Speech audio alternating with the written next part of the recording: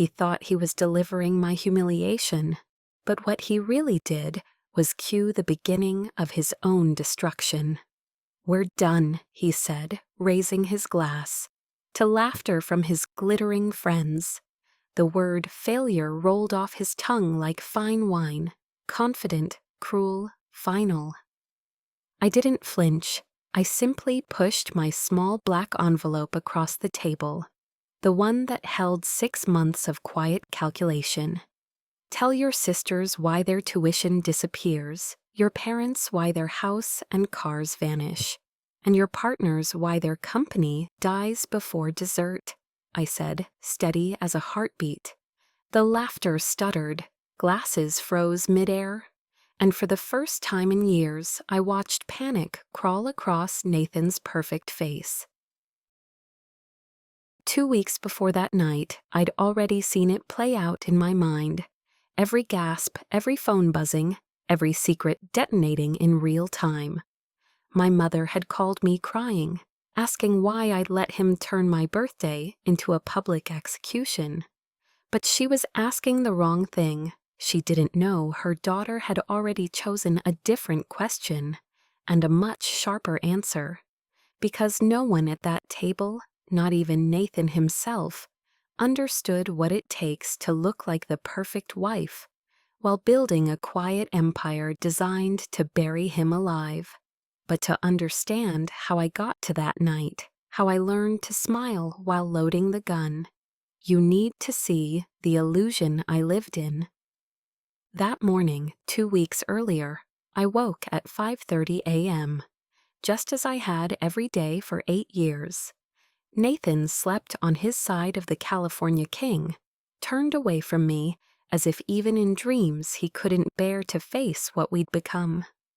The space between us felt endless, an ocean built from years of silence and performance. I watched his back rise and fall, remembering when that same body used to pull me close in the soft morning light. Now he clung to the mattress edge like affection was contagious. The house, our glass palace in Fairfield, was quiet. 5 bedrooms, 4 bathrooms, a garage full of imported cars. All trophies of a man obsessed with appearing untouchable.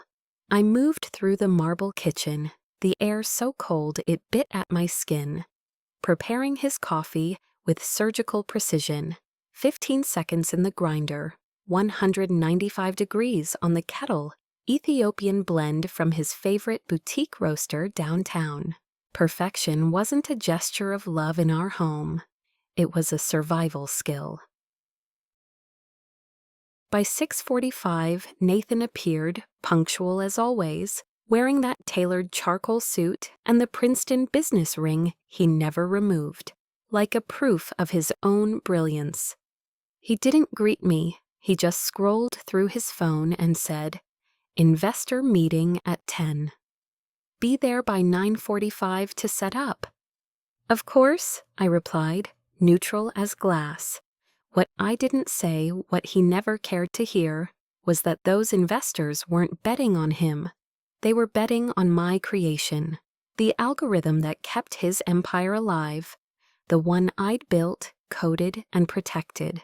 My first child, my invisible legacy, the quiet heartbeat of everything he claimed as his own. In Nathan's world, brilliance looked best in a suit and tie, preferably his. I was the silent woman beside him, arranging papers, pouring coffee, and pretending not to notice when he presented my genius as his own. 3 hours later, I stood in the glass conference room of Vanguard Analytics, setting out leather portfolios at each seat, while Nathan rehearsed the lines I'd written. 20 investors would soon fill the room, men with wealth measured in yachts and boredom, hungry for one more miracle that would make them richer. They would never know that the revolutionary algorithm Nathan was about to unveil, the one that beat market predictions by 12%, had been born in my mind, not his. He caught his reflection in the window overlooking Manhattan, straightening his tie like a king checking his crown. "Remember," he said, voice smooth and cold, "your administrative support if anyone asks. We don't want to confuse the narrative." The narrative. That's all our marriage ever was, a script he wrote and I performed. On paper, Nathan Cooper was the brilliant financial prodigy who'd built Vanguard from nothing, and I was the lucky wife who married up. The truth was simpler. I'd built the machine that made his kingdom possible, line by line, code by code, while he stood in the spotlight I created. They say revenge is best served cold. But that morning, as I stood behind the silver coffee service, invisible as the furniture, I learned it's best brewed hot at precisely 195 degrees. Nathan parroted my slides. "Our neural network processes 12,000 data points per second," he declared. An investor asked about irregular after-hours trading. Nathan's smile flickered. He didn't know. I did, but I stayed silent, pouring water with steady hands. Because power isn't just about speaking. Sometimes it's about knowing when silence is the loudest weapon in the room. That evening, silence followed me to his parents' mansion in Greenwich. 3 acres of manicured arrogance. Margaret Cooper kissed Nathan's cheek and ignored mine. "Clara, dear," she said, her smile sharp as chilled wine, "you can put the bottle in the kitchen." Dinner was an orchestra of condescension. Vacations in Santorini, new country club memberships, and conversations so hollow they echoed. When Nathan's father laughed and told me to focus on keeping my husband happy, I smiled sweetly, nodding like the good wife they believed I was, all while remembering that I'd been secretly managing their investments for 2 years. The irony was delicious.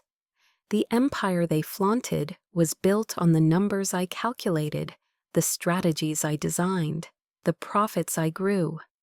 And they would never know that their perfect daughter-in-law, the one they dismissed with air kisses, was the architect of every dollar they worshipped. That night, I lay awake beside Nathan, his father's laughter replaying in my head like static. It was the sound of every man who had underestimated me. I didn't know it yet, but that echo would become the heartbeat of my plan, the first note in the quiet symphony of their collapse. The night the illusion cracked didn't start with shouting, it started with silence. The kind that hums in your ears when the world you've built begins to splinter beneath the weight of its own lies. The clock glowed 3:47 a.m. when I gave up on pretending to sleep. I padded downstairs barefoot, the marble floor cold under my feet, and brewed chamomile tea in the dark. For once, the kitchen didn't feel like a stage where I performed the role of the perfect wife. It felt like neutral ground, a place where I could finally think without being watched. Steam curled from the mug as I opened my laptop, planning to review code. Instead, my screen filled with my mother's Facebook photos, her book club smiling in a cluttered Ohio living room, paperbacks stacked beside half-eaten pie. They looked happy in a way I hadn't been in years. The kind of happiness that doesn't need an audience. By sunrise, I'd put on my mask again. The next morning, Nathan sat at the counter, scrolling through his phone while I placed his perfect breakfast in front of him. A meal measured down to the gram. But my thoughts were far away, in that small apartment where my mother would soon be recovering from hip surgery, alone. "I need to visit her next week," I said, pouring his coffee. "Her operation's on Thursday." He didn't even glance up. "That woman still lives in a rental, doesn't she?" At her age, it's embarrassing. That woman, not my mother, not the widow who raised me single-handedly after my father's death. Just that woman. My jaw tightened. She's having major surgery, Nathan. She needs someone there. Then send money for a nurse, he said, waving a dismissive hand, eyes still glued to the glow of his screen. You can't disappear to Ohio now. The Goldman presentation's next week. Then it happened, that flicker of something alive in his expression. His lips curved into a real smile, one I hadn't seen in months. His fingers typed fast, too fast, before he noticed my gaze and deleted the message. The smile vanished like it had never existed. I should head in early, he muttered. David Lang's coming by to discuss the restructuring. David Lang. The name hit me like a static pulse. Familiar, wrong. But before I could place it, he was already upstairs, tying his perfect Windsor knot. The garage door opened, closed, and I was left staring at his untouched coffee. The last trace of warmth in the room. 3 days later, that same warmth turned to ice. I was performing our quarterly system backup, a task Nathan considered administrative housekeeping, though it contained the skeleton of the empire he claimed to have built. The drives hummed softly, terabytes transferring line by line when a folder caught my eye. Confidential, Q3/restructuring. My cursor hovered, then I clicked. Inside were documents dated 3 weeks ago, the kind of files that make your blood stop mid-pulse. A draft press release announced David Lang as Vanguard Analytics' new Chief Technology Officer. Not consultant, not advisor, CTO, my role, my title, my life's work, reassigned, erased. The organizational chart glared from the screen. Nathan at the top, David directly beneath him, and 3 Princeton friends filling the remaining executive slots. My name didn't appear anywhere, not even in the footnotes. Then came the final blow, a memo titled Operational Efficiency Initiative.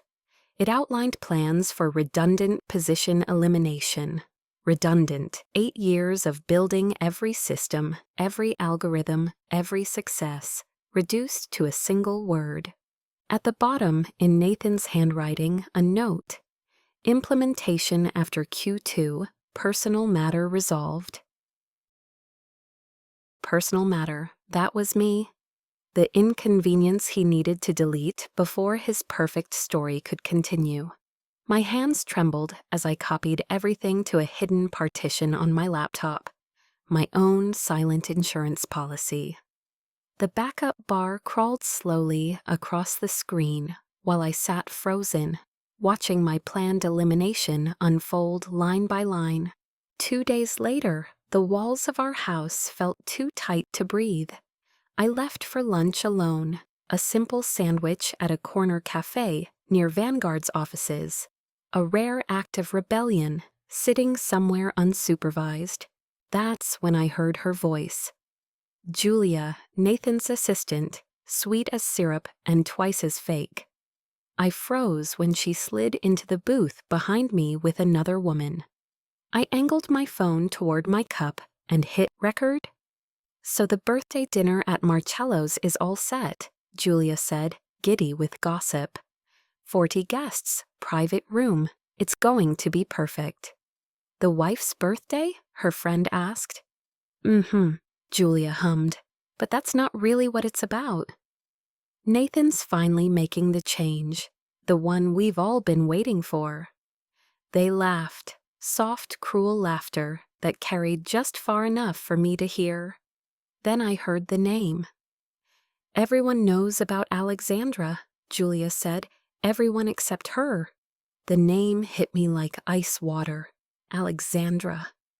By the time they started joking about how Princeton boys always protect their money, my pulse had steadied.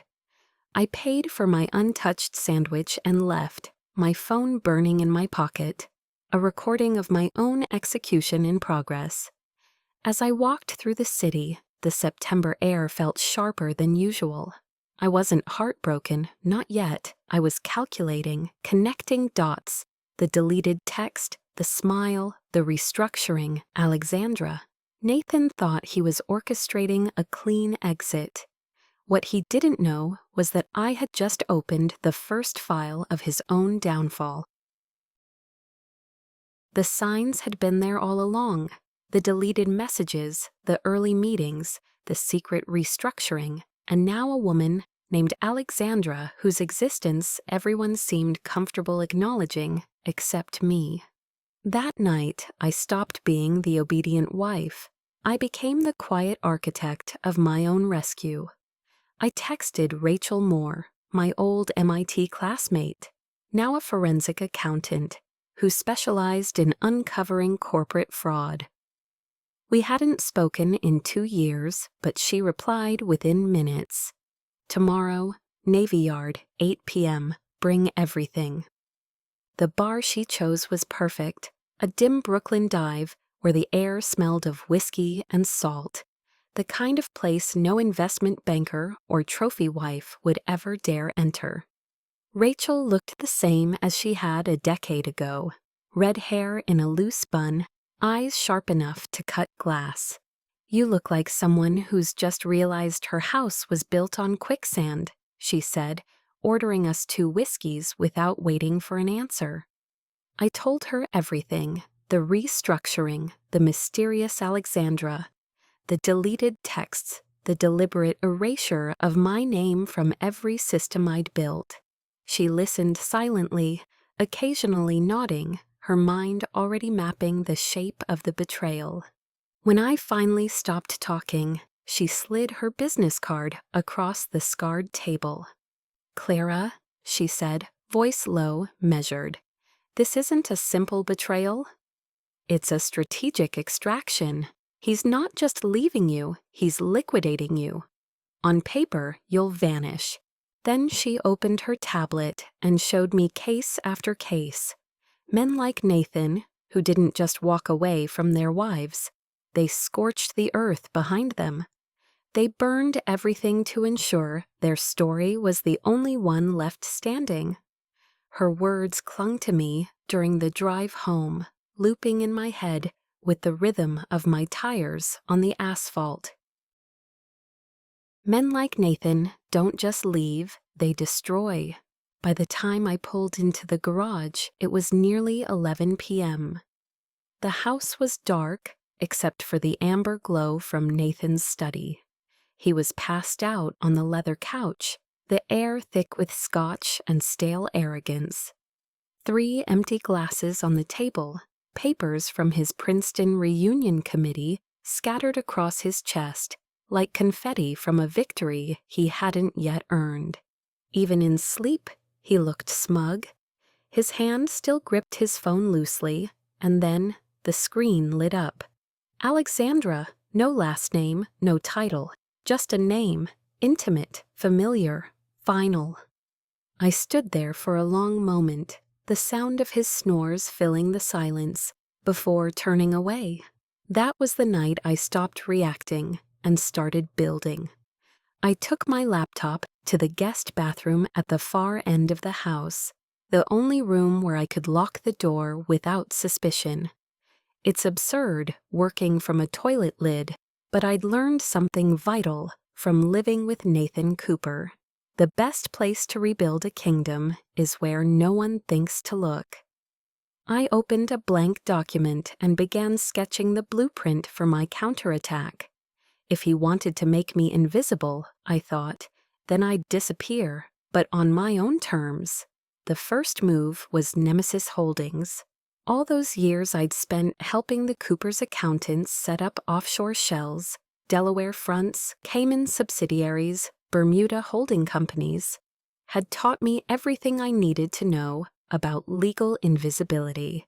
Now I would use that knowledge to create my own fortress. Each entity I formed was clean, legitimate, perfectly documented.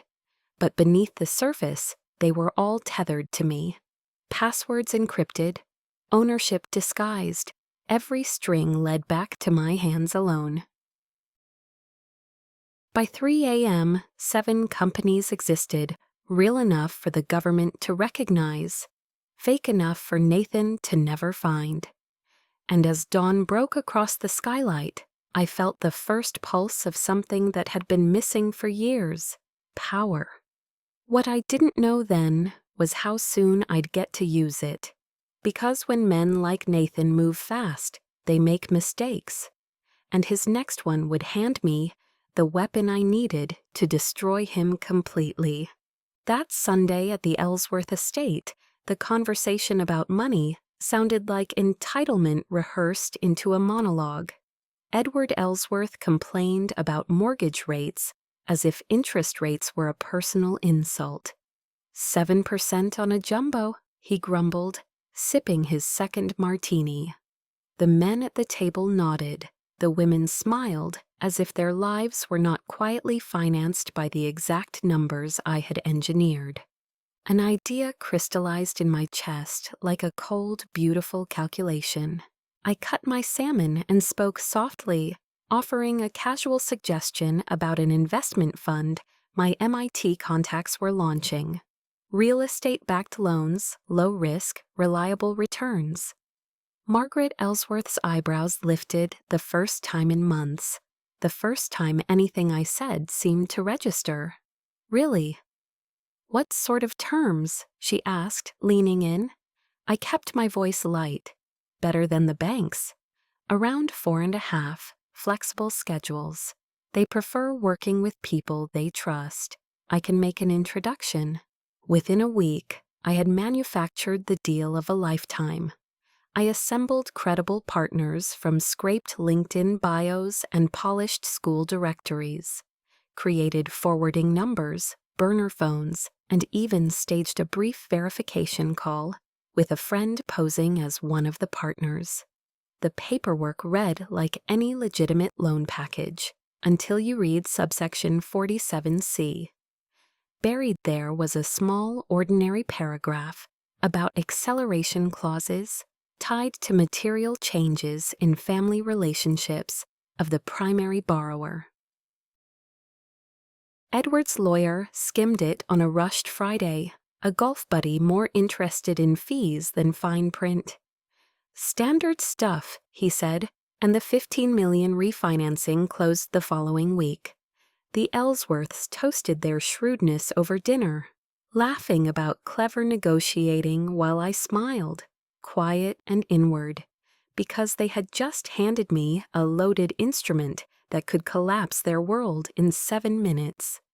Property was only the first tile in the mosaic. The real prize was Vanguard Analytics itself. During routine maintenance windows, when trading systems went dark for updates, I began the slow surgical work of carving the company's brain into parts. The algorithm, Helix, was my creation. I dissected it piece by piece, each fragment dressed as an ordinary patch. Licensing agreements, vendor forms, routine updates. Things Nathan signed without looking while charming investors on his phone. Each signature I guided him to authorize quietly bound Vanguard to services owned by Nemesis subsidiaries. The neural network components licensed from one shell, the predictive models from another, the data pipelines from a third. Taken alone, each contract looked mundane. Taken together, they meant the firm was renting its own intelligence from me. And those rental agreements carried a clause about what happened when payments stopped. The final stroke involved Claire and Elise, Nathan's sisters, who treated me like a polite afterthought until they needed help with their trusts. I helped restructure them for efficiency, sliding guarantees that tied their father's liabilities to those new loans. Their signatures completed the architecture. One domino would topple them all. By the time my plan was finished, it wasn't a blueprint. It was a living virus, invisible but everywhere. The Ellsworth's world, Nathan's company, every account and trust. All of it carried my signature in its code. Dormant but ready, to awaken on command. 3 weeks passed. The system was perfect, the silence unbearable. That was when my mother called. No warning, no request, just, "I'm coming for the weekend." Nathan rolled his eyes when I told him. "Fantastic," he muttered, scrolling through his phone. 3 days of Ohio wisdom while I have actual business to handle. She arrived that Friday while he was still at the office. When I opened the door, she looked smaller, thinner, but when she hugged me, her arms still felt like the safest place I'd ever known. She didn't comment on the marble floors or the designer furniture Nathan worshipped. She just studied my face, eyes narrowing. "You've lost weight," she said. "I've been busy," I lied. We made tea and talked about her book club, her neighbors, her simple, beautiful world, untouched by pretense. Then the sound of Nathan's BMW pulling into the driveway sliced through the calm like a blade. Instinct took over. Straight spine, smoothed hair, a glance in the microwave reflection to check my face. He walked in without warmth, gave my mother a perfunctory kiss, and announced he'd be gone for a golf weekend with clients. I exhaled as his car disappeared down the street, the tension leaving my shoulders in waves. My mother noticed. She didn't say a word, just reached across the counter and took my hand. The next morning, the house felt different. She made scrambled eggs while I sat at the kitchen table in pajamas, something I hadn't done in years.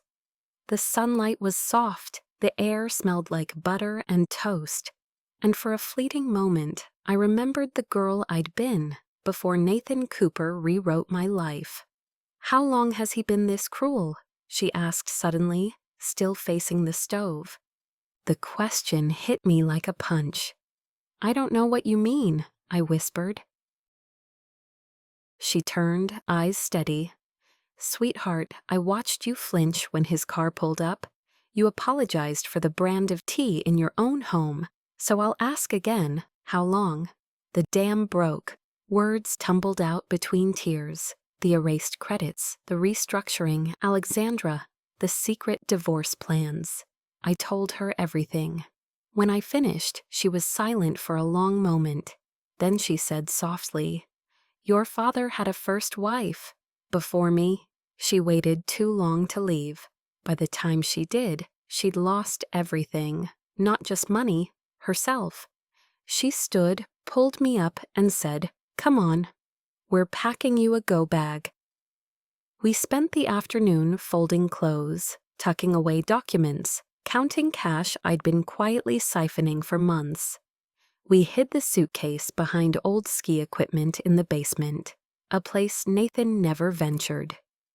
"When you're ready," she said, touching my cheek, "you call me, day or night." She left Sunday night, and for the first time in months, I almost believed I could escape. Then Tuesday came. The doorbell rang mid-afternoon. A courier stood there holding an elaborate bouquet of pale pink peonies, soft, overblown, expensive. My least favorite flower. I'd mentioned it once, years ago. The cream card inside said, "Can't wait for your freedom." My hands trembled as I carried it to the kitchen. This wasn't for me. This was for her. I called the florist, keeping my voice light. "Hi, I just received a bouquet and wanted to confirm the standing order for next week." "Oh yes, Mrs. Cooper," the woman chirped. "Mr. Cooper's weekly arrangement for Ms. Alexandra Thornton." Still the Ritz-Carlton suite, 1247? Same time every Tuesday? I swallowed the bile rising in my throat. "Yes," I said evenly. "He's been so consistent." I ended the call and stared at the flowers, their heavy pink petals already beginning to wilt. Consistency. That was Nathan's strength, his predictability. And starting that Tuesday, I'd begin turning it into his greatest weakness. 6 months. While I'd been fighting to save our marriage, Nathan had been sending another woman flowers every Tuesday to the Ritz-Carlton, Suite 1247, the same suite where he claimed to have client meetings. I wrote the number down calmly, even as every cell in my body screamed. He thought he'd written my ending. What he didn't realize was that I'd already drafted his. 2 weeks later, he insisted I attend the Princeton alumni dinner. "We need to present a united front," he said, never noticing the irony. That night, he placed me at the wives' table, a graveyard of polite smiles and expensive silence, while he basked in admiration near the bar. I sat between a plastic surgeon's third wife and a hedge fund manager's girlfriend who couldn't yet rent a car, both comparing vacation homes while I pushed cold salmon around my plate. Then I heard his voice, confident, loud, performing. Someone had asked about Vanguard's algorithm, and Nathan was explaining my work, down to the exact mathematical models I'd developed during my doctorate.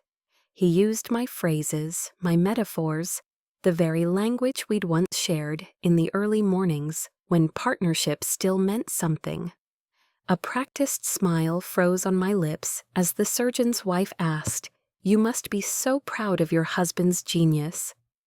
Across the room, I saw a familiar face, Professor Thomas Moreland, my old advisor from MIT. Our eyes met, and I saw it in his expression. He knew. He lifted his glass of water slightly, a silent toast to the truth neither of us could speak aloud in that room full of thieves. That was the moment I stopped feeling humiliated.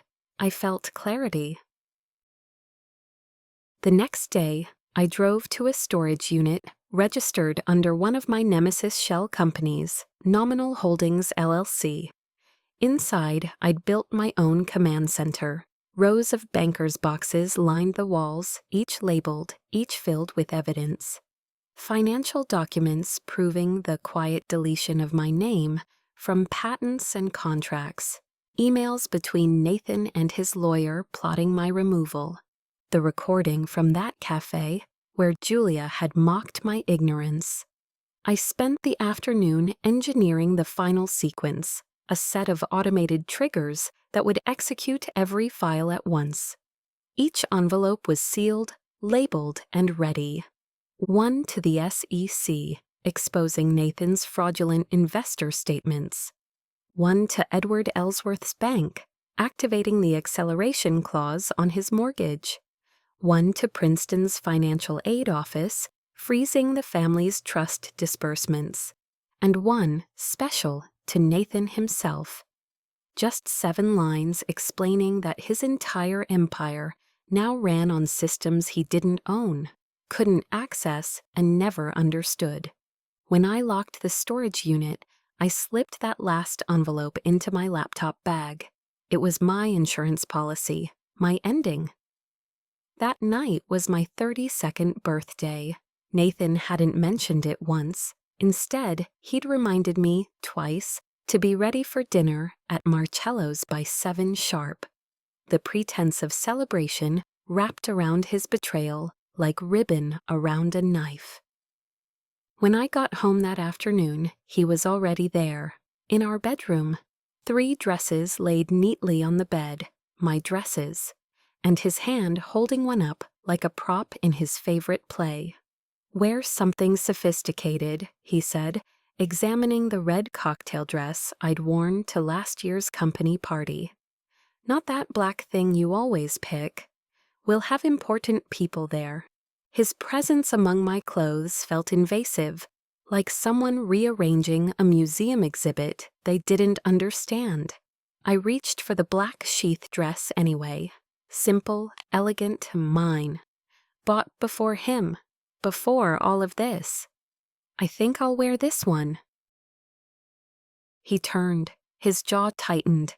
"Clara, I just said—" "It's my birthday," I interrupted, my voice calm, my eyes steady. "I'll wear what makes me comfortable." For a moment, something flickered across his face. Surprise, maybe calculation. He hadn't expected resistance, not tonight. He exhaled sharply, muttering something under his breath before turning back to his navy Armani suit.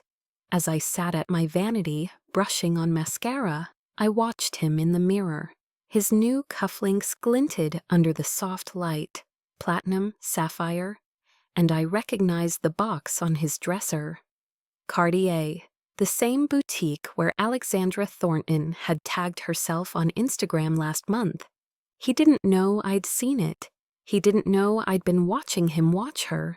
And he had no idea that tonight, at that dinner he thought would humiliate me, would be the night I finally stopped pretending. Those cufflinks caught the light like a confession.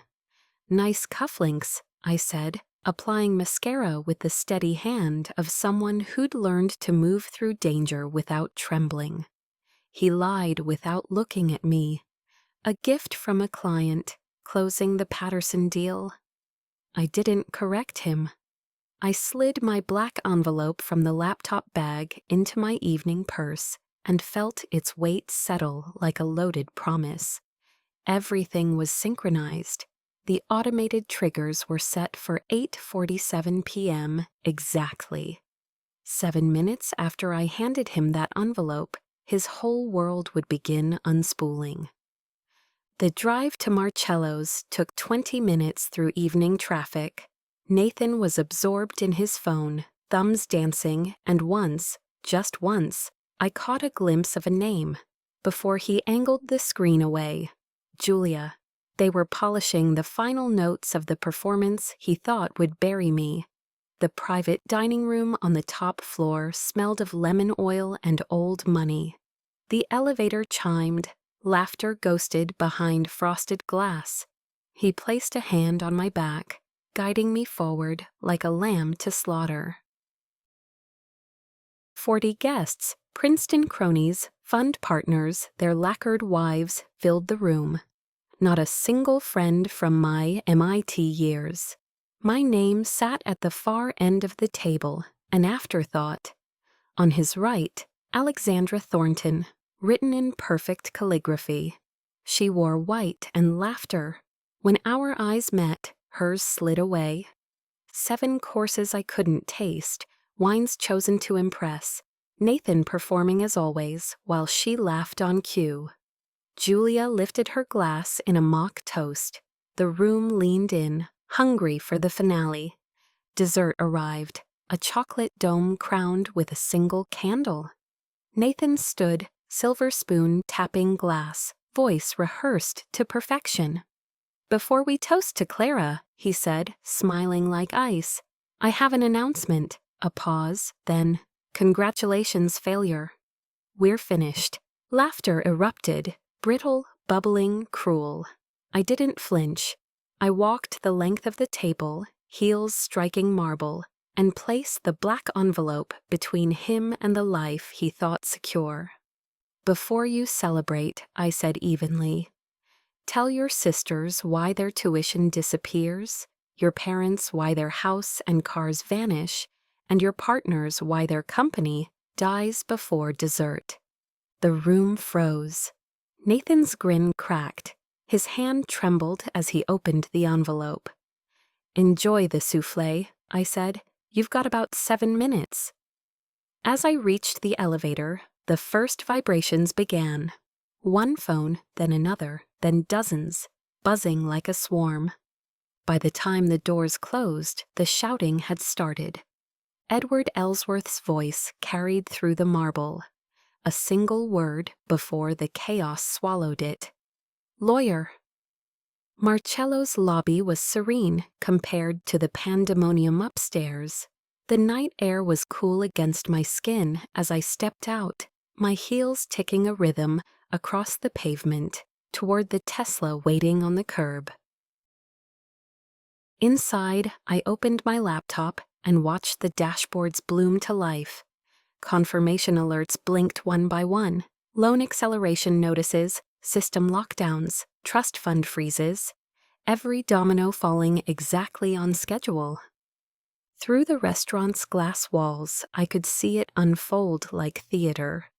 Nathan's father, red-faced, was already pacing with his phone clamped to his ear. Margaret had overturned an entire tray of champagne glasses, the shards glittering like diamonds on the marble floor. Alexandra stood frozen beside Nathan, who tore through the envelope with trembling hands as realization began to crawl up his spine. I started the car and drove away, not fast, not fleeing, just leaving. My destination was the Brooklyn brownstone I'd bought 14 months earlier under one of Nemesis Holdings's quieter subsidiaries. Nathan never knew it existed. He thought my occasional absences were spent at my mother's apartment or anonymous budget hotels. In truth, I'd been building a sanctuary. Park Slope was quiet that night, the kind of neighborhood where you could hear the leaves brushing against old brick facades. My brownstone stood among them, simple, calm, mine. I furnished it with pieces I'd chosen myself, paid for by consulting under a pseudonym, small contracts that funded my independence one invoice at a time. Inside, I set my laptop on the kitchen table and reopened the monitoring dashboard. 47 missed calls blinked across my phone, but I flipped it face down. The real story was on my screen, cascading data streams painting a portrait of digital collapse. At 8:54 p.m., exactly 7 minutes after I'd handed him the envelope, Vanguard's primary trading platform went dark. Backup servers attempted to engage, but slammed into biometric locks only I could bypass.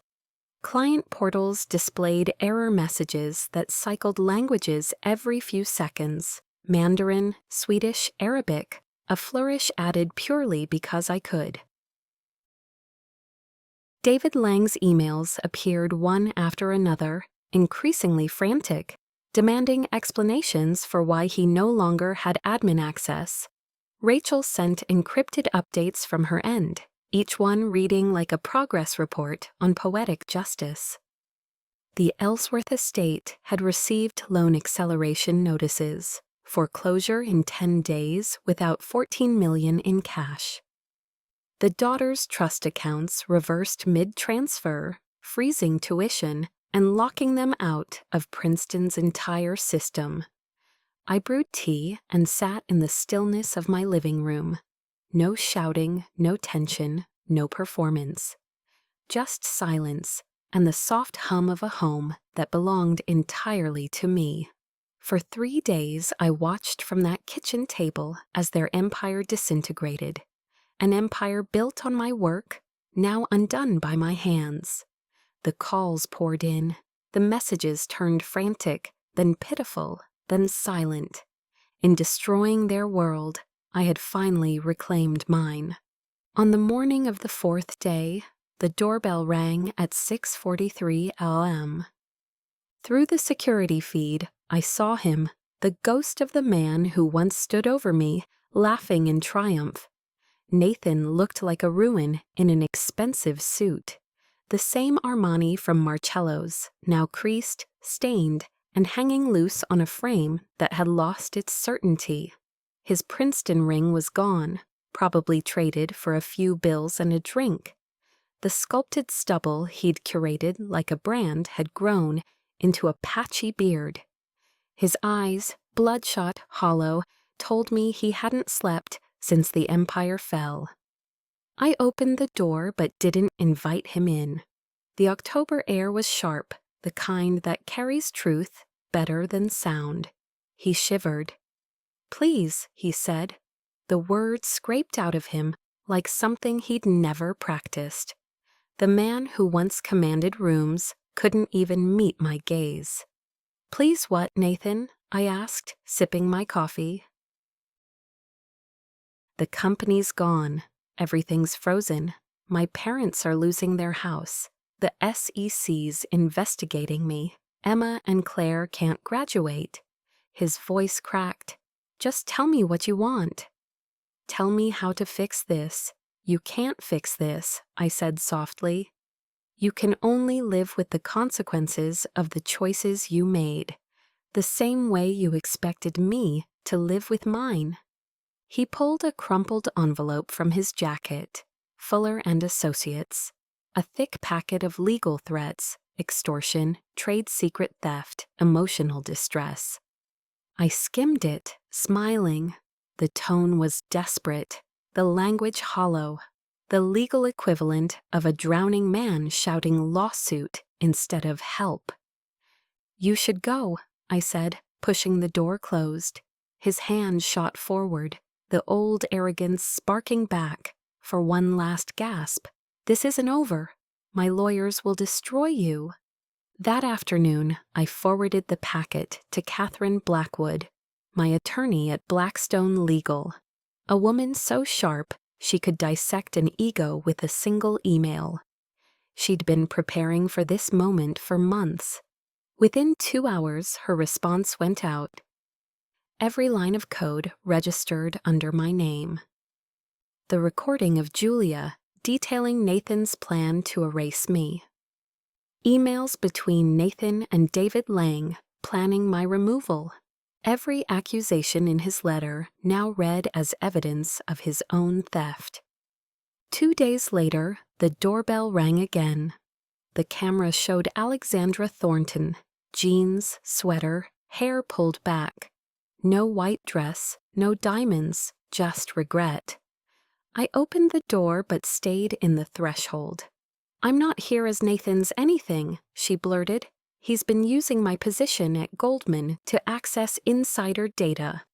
I have proof, client portfolios, recordings, everything." She held out a flash drive like a confession. "Why bring this to me?" I asked. "Because he destroyed my career too," she said quietly. "You just saw it coming." I took the drive, then reached into my pocket and handed her a card. "That's the SEC investigator who's been calling me. He'll be very interested in your evidence." She nodded, relief flickering across her face, and left without another word. I closed the door and returned to my laptop. Another dozen alerts glowed on the dashboard. System locks, frozen accounts, cascading shutdowns. Nathan's world continued to unravel in real time, and I hadn't even needed to leave my brownstone to watch it happen. Then an email popped up from Catherine. Urgent. "The Vanguard board has called an emergency meeting for 9 a.m. tomorrow. They've traced every system failure back to Nemesis Holdings." I leaned back, the morning light spilling through the window.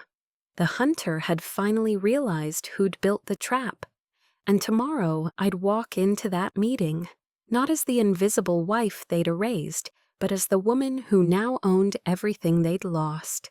Catherine had already prepared the battlefield. She'd informed the board that I wouldn't be attending as Nathan's estranged wife. I would be there as the controlling owner of their entire technological infrastructure. The next morning, I dressed with surgical precision. Not designer, not loud. A navy suit, tailored and simple, chosen for one purpose: to remind them that power doesn't need a logo. When I walked through the glass doors of Vanguard Analytics, the same office where I'd once poured coffee for men who talked over me, the receptionists froze.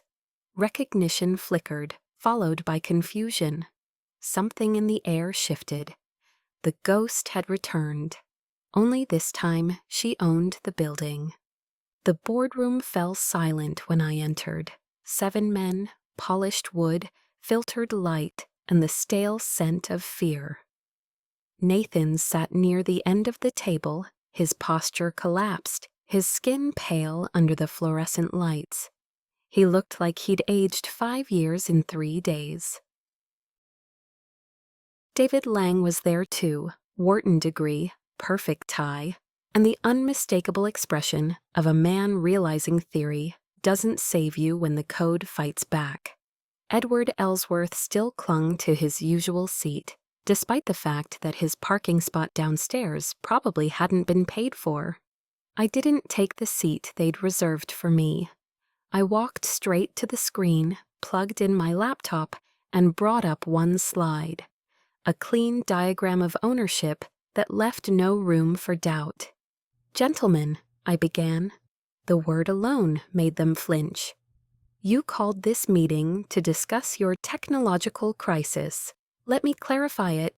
Every line of code your firm depends on, every predictive model, every neural engine, belongs to Nemesis Holdings." I paused. A corporation wholly owned by me. Legal filings filled the screen, timestamps flashing like silent verdicts. The licensing agreements expired the moment Nathan announced our divorce. That act triggered the morality clause in subsection 12, next slide. Patent filings stamped with a name none of them had bothered to search. I created the Helix algorithm during my doctoral work at MIT, filed under my maiden name, Clara Lexington Brooks. Marcus Webb leaned forward, voice barely steady.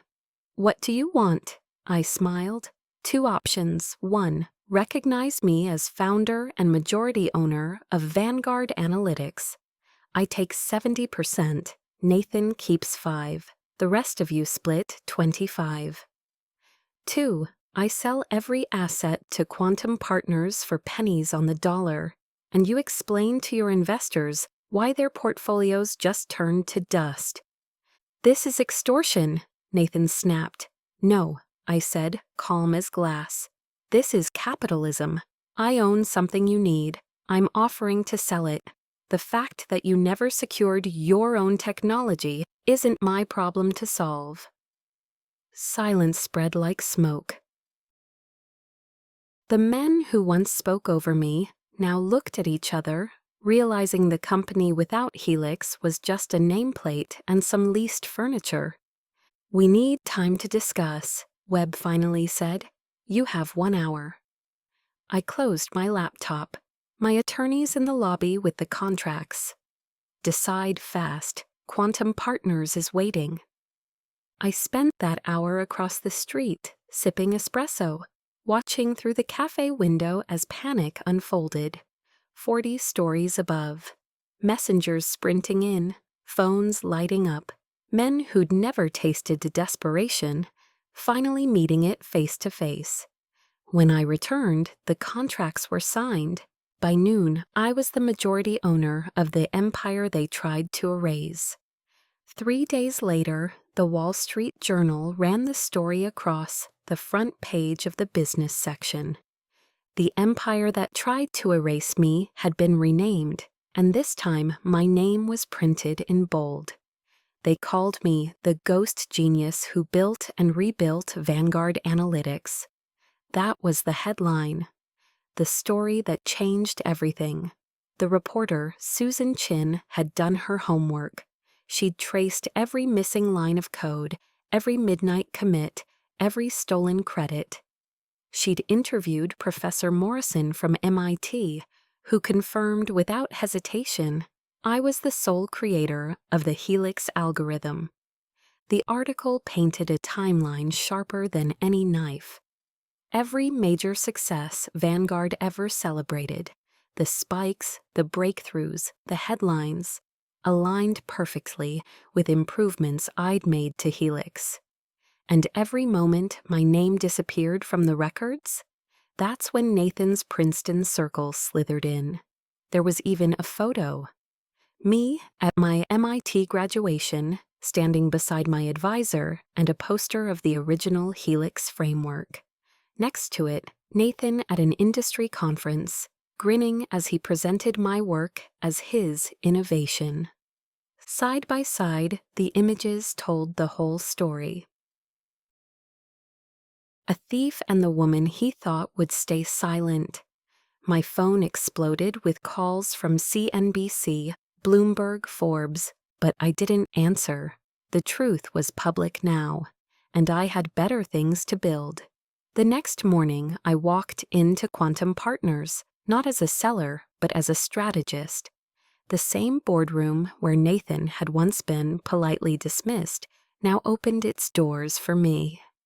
$40 million, I said simply, for the complete Helix algorithm, non-exclusive license, 5-year non-compete in the financial sector.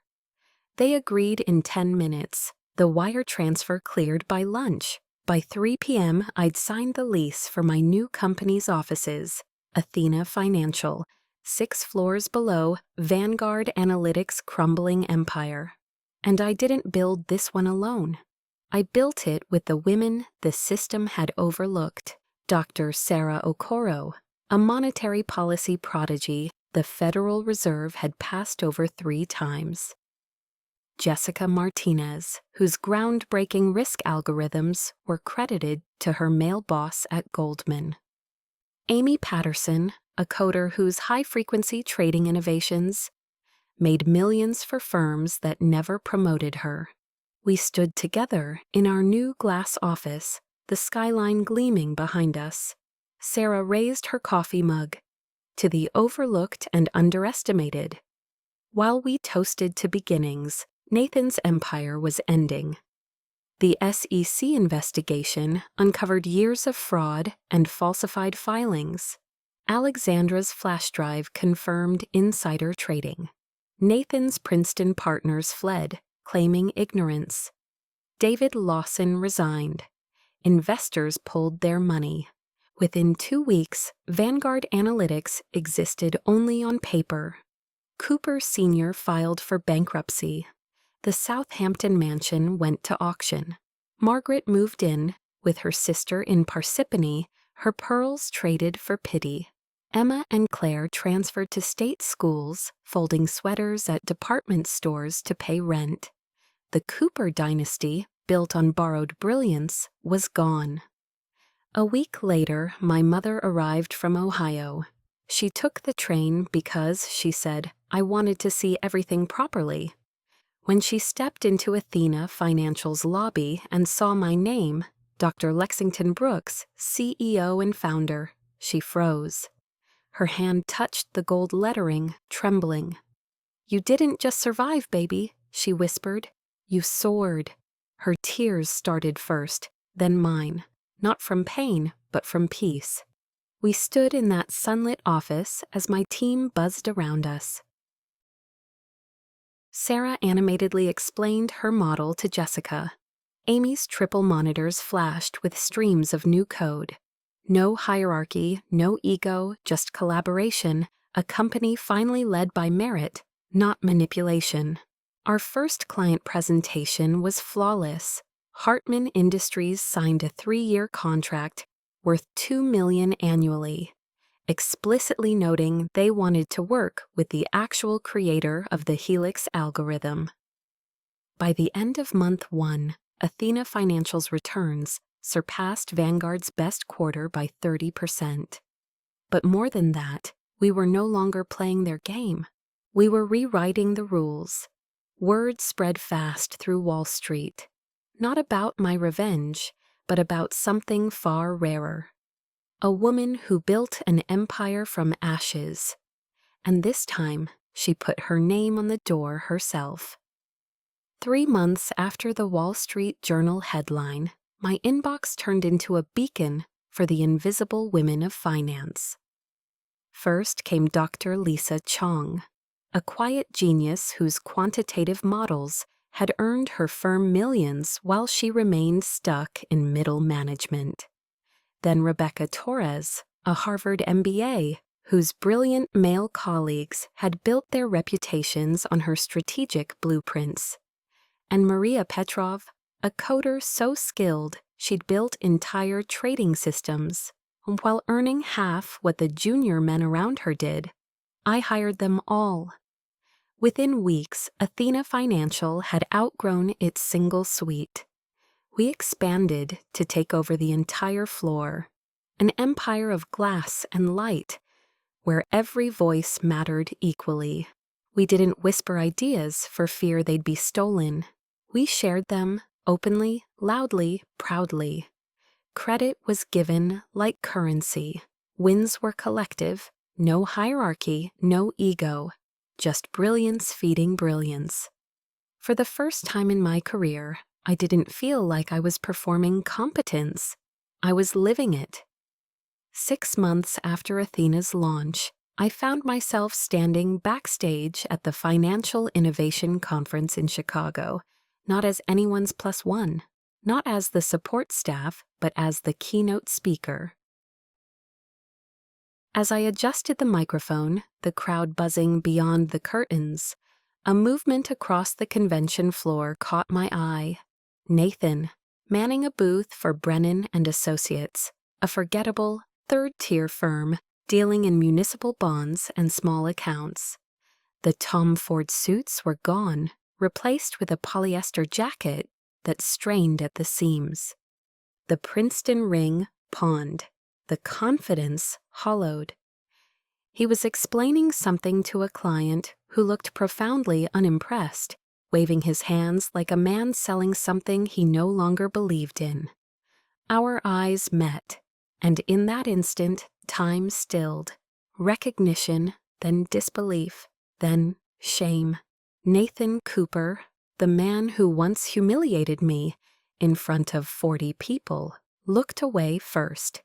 He turned his back, pretending to examine a brochure as if hiding could erase the history written across our faces. I stepped onto the stage as the lights dimmed, the microphone warm in my hand. The room held over 500 industry professionals. Every eye followed me, the woman who had once been erased from her own creation. For 40 minutes, I spoke about the next generation of algorithmic trading, technology that went far beyond Helix, about systems that learned, adapted, and outperformed, much like the women who built them. When I finished, the applause was thunderous, a standing ovation that rolled through the hall like thunder breaking after a storm. During the Q&A, someone asked about my journey, from MIT to Vanguard to Athena. I smiled, steady and sure. I learned, I said, that if you let someone else define your worth, they will always underestimate it. Ownership isn't just about patents or percentages. It's about never letting anyone erase your name from your own story. And as the audience rose again, I caught my reflection in the back screen, calm, composed, whole. For the first time in years, I wasn't looking at the woman who'd been betrayed. I was looking at the woman who had rewritten the ending. After the conference, I knew exactly what needed to come next, something bigger than retribution, something that turned the pain of what happened into power for others. $10 million from the Quantum Partners deal became the seed for the Nemesis Foundation. The name was intentional, a quiet nod to the truth that sometimes justice doesn't roar. It rebuilds. Nemesis was created for women like me, the erased, the overlooked, the silenced. It would fund, mentor, and legally defend those whose ideas had been stolen and sold as someone else's brilliance. Professor Thomas Morrison from MIT joined the board, eager to help uncover the innovators buried beneath layers of corporate theft. Our first grant went to a Seattle programmer whose supervisor had patented her machine learning system under his own name. Our second went to 3 founders whose startup was stolen through a merger that erased them from their own invention. Within 6 months, Nemesis was backing 27 women, each rebuilding what the world tried to take from them and making it stronger. One evening, as I stood in my office overlooking the Hudson, my phone buzzed. An unknown number. I didn't need to guess. Nathan. "You destroyed everything," the message read. I stared at it for a moment, then took a photo of Athena Financial's latest feature in Forbes, one of the top 10 most innovative financial firms in America. I sent it back, then deleted the thread, blocked the number. He was right, in a way. I had destroyed everything, every illusion, every theft, every lie built on my silence. But from those ashes, I'd built something cleaner, truer, mine. Later that night, I called my mother. She answered on the first ring. She always did. "Mom," I said, "there's a 2-bedroom in my building. River view, a little reading nook, perfect for your book club." She hesitated. "Clara, I can't afford—" "Mom," I smiled at my reflection in the glass. "We can." Her tears came first, then mine, not from loss this time, but from arrival. Because the sound of coming full circle isn't loud, it's quiet, steady, like peace returning home. Outside, the city glowed, a constellation of second chances. And for the first time, the reflection looking back wasn't the invisible wife or the woman erased from her own brilliance. It was the architect of an empire she built from ashes. That's when I understood.